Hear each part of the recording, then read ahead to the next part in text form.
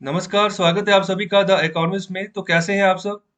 आशा करता हूं कि आप सब बढ़िया है। तो चलिए लेक्चर की शुरुआत करते हैं। तो जो जम्मू कश्मीर की एडमिनिस्ट्रेशन है उसने अभी डिसाइड किया है कि इस साल जो दरबार मूव होता है ना वो नहीं होगा। इस साल के लिए इसको मुलतवी कर दिया गया है। ओके, तो आप ये पिक्चर देख सकते हो। देखो, ये यहाँ पर इसमें सामान डाला हुआ है। ओके, और एक जगह से दूसरी जगह से मूवमेंट होगी। ओके, तो ये इसको मैं अभी अच्छे से डिटेल में आपको बताऊंगा कि दरबार मूव होता क्या है, ये कब से शुरू हुआ, इसका इसको क्यों करते हैं। ओके, तो ये सब चीजें हम डिटेल में पढ़ने जा रहे हैं। ओके, तो चलिए शुरुआत करते हैं लेक्चर की। तो यहाँ पर इस मैप को समझिए, इसको देखिए। तो एक है जम्मू और दूसरी साइड है श्रीनगर। तो जम्मू कश्मीर के पास, जो कि अभी यूनियन टेरिटरी बन चुकी है, तो इसके पास अभी भी दो कैपिटल्स हैं। एक है श्रीनगर की, एक है जम्मू की। और जब गर्मियों का मौसम आना शुरू हो जाता है ना, जैसे अभी गर्मियों का मौसम आ रहा है, तो अभी मई से लेकर अक्टूबर तक ना, ये सारा का सारा जो सेक्रेटरीट है, मतलब जहां पर सीएम ऑफिस है, जहां पर सारे मंत्रालय बैठते हैं, जो फाइल्स वगैरह सब कुछ यहीं पर होती हैं, तो इनको ट्रक्स में रख के ना, तो आपने अभी देखा होगा ट्रक्स में सामान भरकर, तो वो उसको सब कुछ को ट्रक में रखकर शिफ्ट किया जाता है श्रीनगर की ओर। ओके, तो इसी को हम बोलते हैं दरबार मूव। ओके, तो अभी जम्मू जो है ना, ये विंटर कैपिटल है, तो नवंबर से लेकर अप्रैल महीने तक यहाँ पर बैठती है सेक्रेटरीट। तो जब यहाँ पर गर्मी आनी शुरू हो जाती है तो फिर शिफ्ट कर लेते हैं श्रीनगर की ओर। ओके, तो ये की समर कैपिटल, तो मई से अक्टूबर तक यहाँ पर बैठते हैं। ओके, तो इसमें ना, ये जब ये काम करते हैं तो इसको बहुत समय लगता है। ओके, तो बहुत सारी जो फाइल्स, इंपॉर्टेंट डॉक्यूमेंट्स होते हैं, सब कुछ शिफ्ट होता है एक जगह से दूसरी जगह। जब यहाँ पर ये 4-5 महीने लगा लेते हैं, फिर वापस इसको लेकर आते हैं जम्मू की ओर, तो ये चीज चलती रहती है। ओके, तो एक साल में दो दो बार ये सामान को शिफ्ट करते रहते हैं। ओके, एक जगह से दूसरी जगह। ओके, तो इसको शुरुआत इसकी किसने की थी? इसकी एक्चुअल में जो शुरुआत हुई थी ना, वो हुई थी यहाँ पर 1872 के आसपास। तो वो इनके पिताजी ने की थी। ये महाराजा रणबीर सिंह है, तो इनके पिताजी थे महाराजा गुलाब सिंह। ओके, तो वो महाराजा गुलाब सिंह ही जम्मू कश्मीर के पहले यहाँ पर प्रिंस थे। वो पहले महाराजा थे जम्मू कश्मीर स्टेट के। इससे पहले इनके अंतर्गत नहीं आता था जम्मू कश्मीर। ओके, ये पूरी की पूरी जो टेरिटरी है, ये पूरा का पूरा जो मैप है ना, ये सबसे पहले जो महाराजा गुलाब सिंह के पास गया था, तो इसका एक रीजन था। इसका इसका एक रीजन क्या था कि उस समय एंग्लो सिख वॉर हुई थी। मतलब जो सिख अंपायर था, तो उसके बीच में और ब्रिटिशर्स के बीच में एक वॉर हुई थी, जिसमें सिख अंपायर हार गया था। ओके, तो जो ब्रिटिशर्स थे उन्होंने मुआवजा मांगा था कि आप लड़ाई हार गए हो, तो आप जितना नुकसान हुआ है तो उसका मुआवजा दीजिए। ओके, तो उसके चलते सिख अंपायर ने इस जम्मू कश्मीर टेरिटरी को बेचा था महाराजा गुलाब सिंह के पास। ओके, तो तब से जो जो यहाँ पर ये प्रिंसली डायनास्टी थी, जो यहाँ पर काम कर रही थी, डोगरा डायनास्टी हम इसको कहते हैं, तो उसके पास ये जम्मू कश्मीर पूरा का पूरा राज्य चला गया। ओके, और उसके बाद उन्हीं के वंशज इसको यहाँ पर कंटिन्यू करते गए। तो महाराजा गुलाब सिंह के बाद थे महाराजा रणबीर सिंह। ओके, तो इन्हीं के आगे वंशज आते हैं महाराजा हरि सिंह, जिनके हाथों से फिर बाद में छीन लिया जाता है जम्मू कश्मीर। जम्मू कश्मीर आधे जे जे एंड के ऊपर पाकिस्तान कब्जा कर लेता है, बाकी के ऊपर फिर इंडिया जो है ना, इंडियन गवर्नमेंट अपना कंट्रोल रखती है। ओके, तो वो भी महाराजा हरि सिंह रिक्वेस्ट करते हैं इंडियन गवर्नमेंट को, तभी जो है ना आगे हम प्रोसीड करते हैं। तो ये 145 साल पहले यहाँ पर इसको शुरू किया गया था। तो इनको शुरू करने वाले, इस प्रथा को शुरू करने वाले इनके पिताजी थे। लेकिन इन्होंने इसको दोबारा ना, इसको चलन में ला दिया। कहने का मतलब, तो इस मूव को चलन में ला दिया कि हर साल जो है ना, हर साल 2 बार हम शिफ्ट करेंगे, जम्मू से श्रीनगर, फिर श्रीनगर से जम्मू की ओर। क्योंकि लोकेशन बहुत शानदार है। अगर आप श्रीनगर जाओगे तो चारों तरफ से पहाड़ियों से घिरी हुई एक वैली है। ओके, तो काफी जो है ना, मौसम के हिसाब से काफी बढ़िया जगह है वो। तो इसी के चलते यहाँ पर ये काम शुरू कर दिया गया। तो इसके लिए अभी देखो क्या क्या करना पड़ता है। ओके, तो ऐसे यहाँ पर बात कर रहे हैं कि 52 ऑफिसेस होते हैं ना, तो मतलब कि उनको फिर कैंप करना पड़ता है, मतलब शिफ्ट करना पड़ता है एक जगह से दूसरी जगह पर। इसके अलावा बहुत सारे यहाँ पर जो डॉक्यूमेंट्स होते हैं, गवर्नमेंट डॉक्यूमेंट्स, जिनको ट्रांसपोर्ट किया जाता है, तो 200 के आसपास ट्रक लग जाते हैं इसको यहाँ पर ऐसे ही मूवमेंट करते करते। इसके अलावा 15,000 जो ना, 15,000 रुपया एज ए ट्रैवल अलाउंस, जो यहाँ पर जो भी लोग यहाँ पर ट्रैवल करते हैं, जो भी गवर्नमेंट ऑफिशियल्स होते हैं, तो वो भी तो शिफ्ट करते हैं ना फिर एक जगह से दूसरी जगह, तो उनको 15,000 रुपये ट्रैवल अलाउंस दिया जाता है कि जो भी आपका खर्चा आया है एक जगह से दूसरी जगह जाने का। ओके, और दूसरा, 2,000 से ज्यादा यहाँ पर रूम जो है ना बुक्स किए जाते हैं, यहाँ पर जो 79 होटल है श्रीनगर में, तो वहां पर। ओके, तो मतलब इतने होटल्स में रूम्स बुक किए जाते हैं, उसका खर्चा अलग है। तो ये सब कुछ होता है जब भी दरबार मूव होता है दो शहरों के बीच में, जब ट्रांसपोर्टेशन होती है।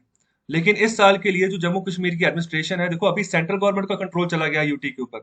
पहले राज्य सरकार, ये राज्य था पहले, तो यहाँ पर लोग अपनी राज्य सरकार चुनते थे और उसी के हिसाब से वो काम करते थे। अभी ये डायरेक्ट सेंट्रल गवर्नमेंट के कंट्रोल के अंदर है, तो वहां पर एक डिस्ट्रिक्ट, यहाँ पर यूटी की एडमिनिस्ट्रेशन काम कर रही है, जो कि जवाबदेह है सेंट्रल गवर्नमेंट को। तो वो अभी अपने हिसाब से काम कर रही है। तो इसको अभी और थोड़ा एनहांस करके पढ़ते हैं कि कैसे काम कर रही है वो। तो क्या कर रही है जम्मू कश्मीर की एडमिनिस्ट्रेशन, तो उसका कहना है कि लोगों की सेफ्टी के चलते, मतलब कि अभी कोरोना वायरस फैल रहा है और अगर हम ऐसे मूवमेंट करेंगे तो कोरोना वायरस फैलने के चांसेस और ज्यादा है। तो जिसके चलते यहाँ पर इस बार ये डिसीजन लिया गया है कि जो सिविल सेक्रेटरेट होगा ना, तो जहां पर सारे मंत्रालय बैठते हैं, तो यहाँ पर इनको फंक्शन किया जाएगा जम्मू जम्मू से भी और श्रीनगर से भी। ओके, दोनों जगह से इसको यहाँ पर जो है चलाया जाएगा इस बार। तो ये यहाँ पर निर्णय लिया गया है जो जम्मू कश्मीर की जो एडमिनिस्ट्रेशन है उसके द्वारा। तो कौन है लेफ्टिनेंट गवर्नर यूटी के, तो उनका नाम है मनोज सिन्हा, नाम याद रखें। ओके, लेफ्टिनेंट गवर्नर कौन है यूटी जम्मू कश्मीर के, मनोज सिन्हा। ओके, तो ये बिल्कुल वैसे ही यूटी होने वाली है जैसे दिल्ली की यूटी है। तो दिल्ली में भी एक सीएम बैठता है ना, तो बिल्कुल ऐसे ही ये वाली जो यहाँ पर यूटी बने यूटी है, तो यहाँ पर भी आने वाले समय में केंद्र सरकार इलेक्शंस करवाएगी, यहाँ पर भी असेंबली सीट्स है। ओके, लेकिन इसके बारे में अभी डिटेल्स नहीं दी गई है भारत सरकार के द्वारा। तो अभी क्या बात कर रहे हैं कि जो भी ऑफिस यहाँ पर काम कर रहे हैं ना, तो वहां पर किसी भी तरीके की जो फाइल्स हैं वो अफेक्टेड नहीं होंगी। कि मतलब कि श्रीनगर में भी कुछ फाइल्स चाहिए अगर यहाँ पर सरकार चलानी है, तो जम्मू में भी चाहिए। तो इसको यहाँ पर कह रहे हैं कि इसका कोई मतलब इस चीजों के ऊपर कोई भी ना अफेक्शन नहीं पहुंचेगी। क्यों? क्योंकि सब काम ये अभी इलेक्ट्रॉनिकली करेंगे, मतलब ई फाइल जिसको हम बोलते हैं, ई ऑफिस बना के। तो जो भी सामान, जो भी फाइल एक जगह से दूसरी जगह भेजनी है तो सीधे मेल के रूप में जाएगी, आएगी। और दोनों यहाँ पर सेक्रेटरी से यहाँ पर काम होगा ई ऑफिस बनाकर उनको। और इसके अलावा जो स्टाफ मेंबर्स होंगे उनको इक्वली डिवाइड कर दिया जाएगा इन दोनों सेक्टरेट्स में। जो जम्मू कश्मीर, जो श्रीनगर वाला सेक्टरेट है और जो जम्मू वाला सेक्टरेट है, दोनों में इक्वली बांट दिए जाएंगे जो जो ऑफिसर्स होंगे, जो स्टाफ होगा उनको। और इसके अलावा बात की जा रही है कि वीरवार को ही जम्मू कश्मीर ने यहाँ पर 1141 के आसपास कोविड 19 केसेस वहां पर पाए गए, जिसमें से 700 के आसपास केसेस कश्मीर में निकले हैं और 434 के आसपास जो केसेस निकले जम्मू में निकले हैं। और अभी मार्च 2020 से लेकर अब तक की बात करें तो जम्मू कश्मीर में 1,42,877 के आसपास पॉजिटिव केसेस निकल कर आए हैं कोरोना वायरस के, जिसमें से 2,000 से ज्यादा लोगों की मृत्यु हो चुकी है कोरोना वायरस के चलते। ओके, तो अभी ये जो दरबार मूव होता है, बाई एनुअल मूव होता है, एक साल में 2 बार करते हैं हमें। श्रीनगर से यहाँ पर सेक्टर शुरू हो जाता है 10 मई से। ओके, तो उससे पहले यहाँ पर जम्मू में रहता है। तो महाराजा गुलाब सिंह ने इसको ना एनुअली टर्म में इसको शुरू किया था, वेदर कंडीशंस को देखते हुए दोनों शहरों की, दोनों रीजन की। ओके, तो 1872 में इसको शुरू किया गया था। अभी इनके बेटे हैं आगे महाराजा रणबीर सिंह, जिन्होंने इसको कंटिन्यू रखा आगे। ओके, और अभी इसी के चलते ना कई बार इसको ये भी कहा जाता है कि ये जो रूटीन में ये काम करते हैं समय समय के हिसाब से, तो इसको कई बार फुटाइल एक्सरसाइज भी कहा जाता है, मतलब कि व्यर्थ एक्सरसाइज है, मतलब जिसकी कोई जरूरत नहीं है। ओके, मतलब कि अगर एक जगह बैठकर भी काम करे तो आराम से काम हो सकता है। अभी मैंने आपको जैसे बताया कि कितना पैसा खर्चा हो रहा है। ओके, तो 200 के आसपास अगर ट्रक्स लग रहे हैं तो वहां पर क्या खर्चा नहीं हो रहा। ओके, तो जहां पर जो अलाउंस दिया जा रहा है तो उसके ऊपर खर्चा नहीं हो रहा। जो होटल्स, जहां पर होटल्स में रूम बुक हो रहे हैं तो क्या वहां पर खर्चा नहीं हो रहा। ओके, तो ये सब चीजें हैं। तो ये एडिशनल यहाँ पर ये बोझ किसके ऊपर पड़ रहा है? ये बोझ आम जनता के ऊपर पड़ रहा है। बर्डन किसके ऊपर है?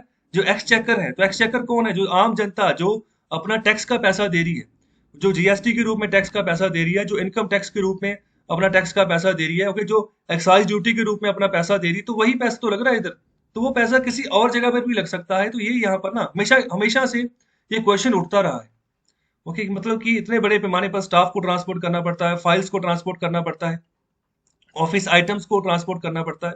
ओके, तो और 300 किलोमीटर से ज्यादा रास्ता तय करना पड़ता है। तो आप 300 किलोमीटर का रास्ता आप देखो तो, और देखो इसका जो फेयर चार्जेस है, जो यहाँ पर माल भाड़ा होगा तो वो कितना होगा। ओके, तो ऐसा नहीं है कि किसी चीफ मिनिस्टर ने इसके खिलाफ कदम नहीं बढ़ाया कि हम इसको रोकें। तो 1980s की बात कर रहे हैं, तो जो चीफ मिनिस्टर थे उस समय जम्मू कश्मीर के, फारूक अब्दुल्ला, तो उन्होंने डिसाइड किया था कि इस प्रैक्टिस को अबॉलिश करें क्योंकि व्यर्थ में बहुत ज्यादा खर्चा हो रहा है।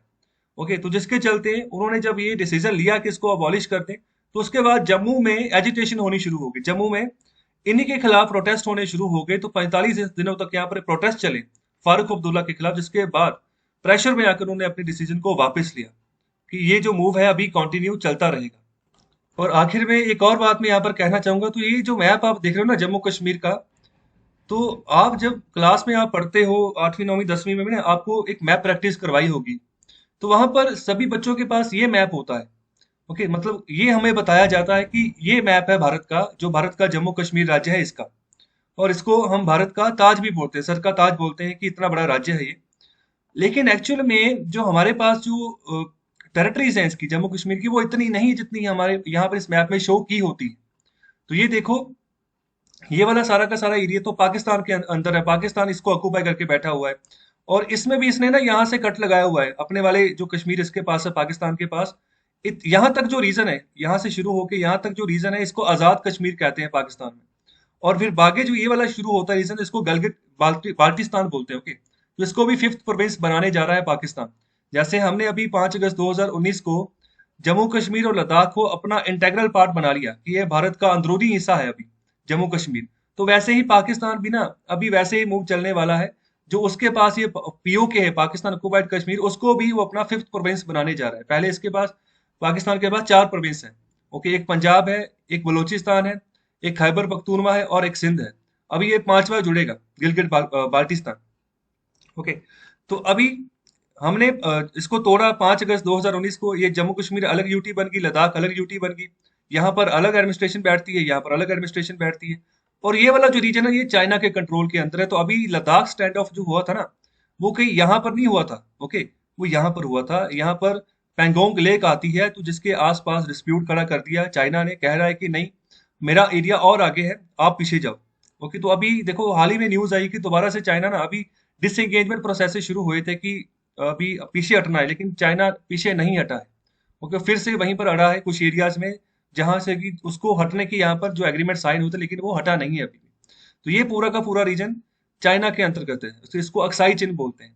और इसके अलावा ये एक एरिया है येलो कलर में, ये भी पाकिस्तान के पास चला गया था जब इन्होंने कब्जा किया था, जब हमला किया था कश्मीर के ऊपर। और उसी समय महाराजा हरि सिंह इंडियन गवर्नमेंट के पास गए थे कि ये हमला कर रहे हैं। ओके, तो ऐसा है कि यहाँ पर ऐसा नहीं था कि पाकिस्तान की आर्मी ने हमला किया।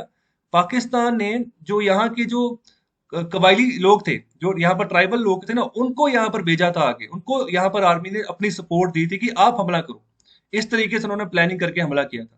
और फिर यहाँ पर जब हमारी सेना पहुंची, तब तक काफी कब्जा वो कर चुके थे।